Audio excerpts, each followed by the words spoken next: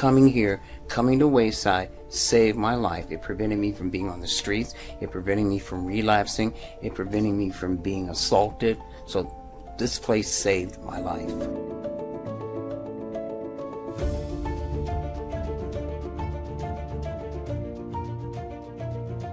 Welcome to another episode of Inside Wayside with Nina Mosley.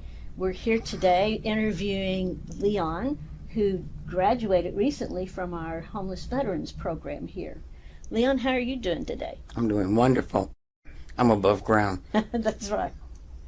Leon, how did you become a homeless veteran?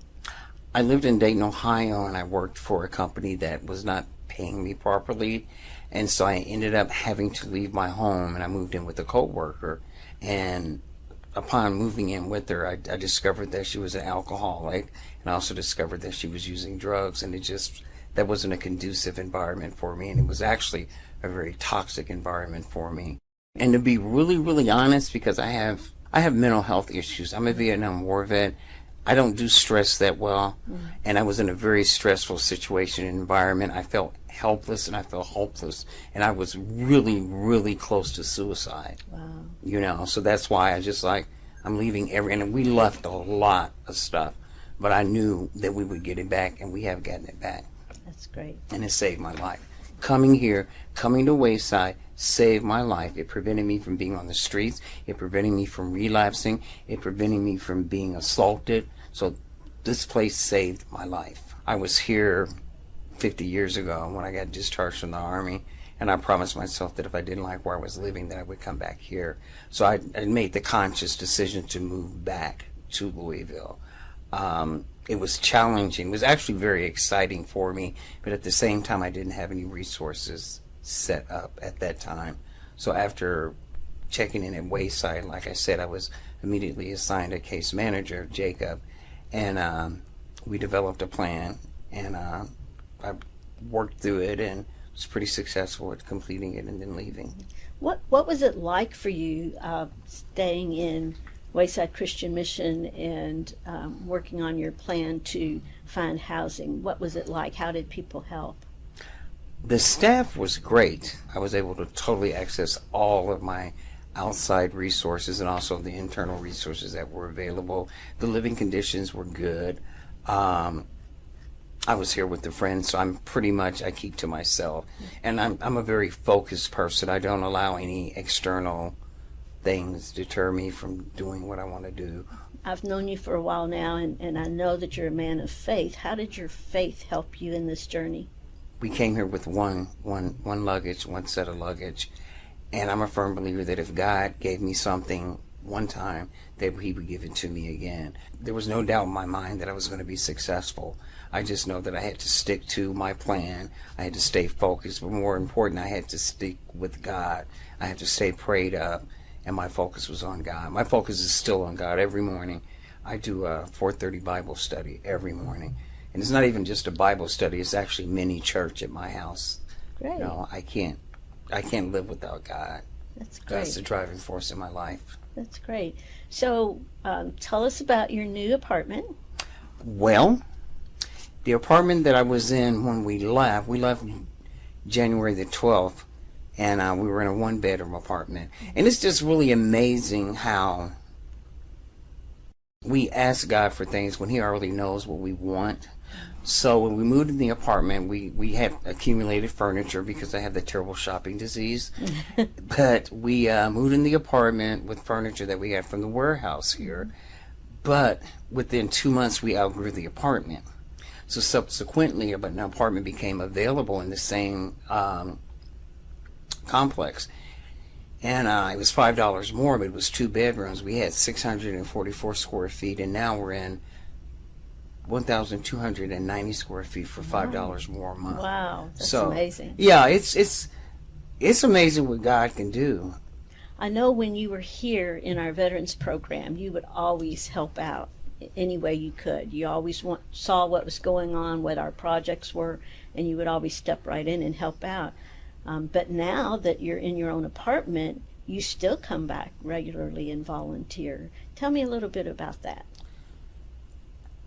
I believe that regardless of whether you're in the veterans program, if you're someone that's in a drug treatment program, or if you're a woman in a battered woman's program. I believe that aside from God, everybody needs one person to believe in them. And I'm nobody, but I kind of consider this my mission. I like to come over here. I like to share a word with somebody. You know, I like working with people because I received a lot of kindness when I was here. And the turning point was during the Thanksgiving dinner, and just seeing the number of people that volunteered their time to come here and to help. And I wanted to be a part of it because I wanted to help. And I felt inspired and motivated. And that's why I come back, you know. I like coming here. It's good. It's my second home. Well, we appreciate having you. It's so good to know there are volunteers that we can call up whenever there's a project and say, do you have time to come help us? And sure enough, you always make time to come help us. I really appreciate that. So, Leon, how long were you in the military? I was in the military from 1972 until 1978. So were you ever stationed overseas, or? I'm a Vietnam War vet. Oh, wow. That's great. We appreciate your service. Thank you. We really do. So how was life in the military compared to life in the shelter, life at Wayside? Were the rules more stringent in the military, or did you find the rules at Wayside very difficult to follow? The military by far was more stringent, as you would say, yeah. The rules at Wayside, they were rules, and everywhere in life and everywhere you go, there are rules. If you go to the bank, there's a rule. You have to stand on the line and wait until a teller's available. And I think, and I've always been that person to believe that we all want to be in control of our own lives, but you have to stop, breathe, and pray and realize that this is a situation where you obviously are not in control or in charge of your life because you're here. There are certain things that you need to do, like in the military. So if you could obey the orders in the military, these were nothing. It's just nothing. It's real simple. You know, do what you're supposed to do. Don't drink. Don't use drugs. Don't hang out. Don't endanger anyone. Just common courtesy. How was case management for you? Did it help? Yeah, it did. It with Jacob, we met weekly, progress meetings weekly, and knowing that I had these meetings, again, I turned it into a challenge. I was very excited to meet the challenges, just so I could meet them. Like, okay, I did this week. Okay, next week I'm going to do this. Again, I completely accessed all of the outside resources, you know, and it was challenging. Christine was very good as far as offering stability once in the hotel. That's great. So what would you say if you were to come across a homeless veteran today? What would you tell them? I would tell them that if they really are trying to get their lives together seriously, that they probably should try to contact Wayside Christian Center. You know, there are rules everywhere, but I think the rules are set up to help you better yourself, there to help you improve yourself. That's what I was saying. I think there's a lot of veterans out there that just aren't aware of some of these programs to help them. You know, that they aren't. Yeah. They're not.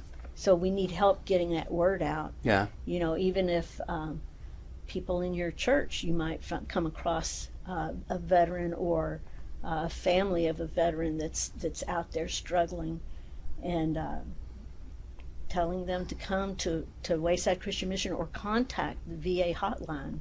You know, there is help for them. You're living proof. You know, you have a wonderful situation now and a great apartment, and your life's really going well at this time. It's good. But there are some people that have come to our church. We have people that actually walk in the church, and a couple of them have been vets, and I have, you know, shared the information. Right. It's sad. It's sad when you see someone in need, and it's like, man, just call these people. You got a drug problem, call them, they can help you, and they'll come back, and then they'll tell you the story again. And it's really sad because you just want to grab them by the hand and drag them over here.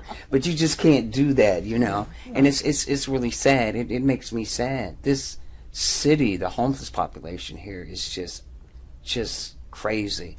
I've never seen this many homeless people in my life. And when I was here before, I mean, I was in the city, but I lived at Fort Knox, but I actually lived here on Lee Street between 3rd and 4th, and I worked downtown. But I never seen so many displaced people, and it's sad. It hurts me. I'm a very sensitive person. It hurt me. It could be me. It could be you. It could be him. It could be relatives, you know. It's only through the grace of God that we're not homeless, and God did not put us here to live like this. And the fact that there are places and agencies that are in place that can help us, you know, it's like it's a no-brainer. Take advantage of it. Very good. So Thank you.